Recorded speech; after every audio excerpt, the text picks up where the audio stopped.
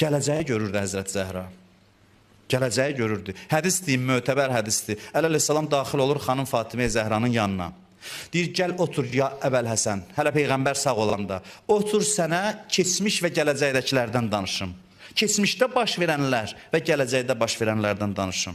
Əleyhissalam arxa-arxaya çıxır, gedir birbaşa Peyğəmbərin yanına. Daxil olur Peyğəmbərin yanında, oturur, danışmır. Deyir, ya Əli, sən danışmaq istəyirsən, mən danışım. Deyir, ya Rəsulallah, siz buyurun. Deyim sənə, qızımın otağına daxil oldum, Fatimə sənə dedi, istəyirsən keçmişdəkilərdən və gələcəkdəkilərdən danışım. Deyir, bəli.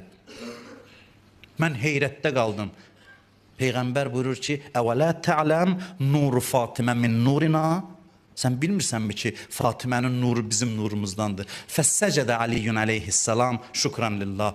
Əli kimi əzəmətli adam əyilir, alnını qoyur səcdəyə Fatimənin vücuduna görə Allaha şükr eləyir ki, Allah belə bir nur bəxş eləyib. Sizcə Muhammedə Allahın salamı olsun ona və onun ailəsinə, ona verilməyən qızı Fatiməyə verildi? Şiə inancına görə Əhl-i Beyt, İmam Əli, İmam Həsən, İmam Hüseyin bütün peyğəmbərlərdən üstündür.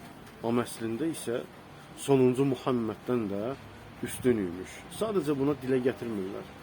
Amma belə öz aralarında bu kimi hədisləri söyləyərək, öz kitablarında bu kimi hədisləri söyləyərək deyirlər ki, Muhammeddən də üstündür. Subhanallah. Muhammedə verilməyən qızı Fatiməyə verilmişdir. Əlbəttə ki, bu Quran və sünnətə uyğun olmayan bir şeydir. Esselamu aleyküm. Allahın salamı olsun onlara və onların ailəsinə.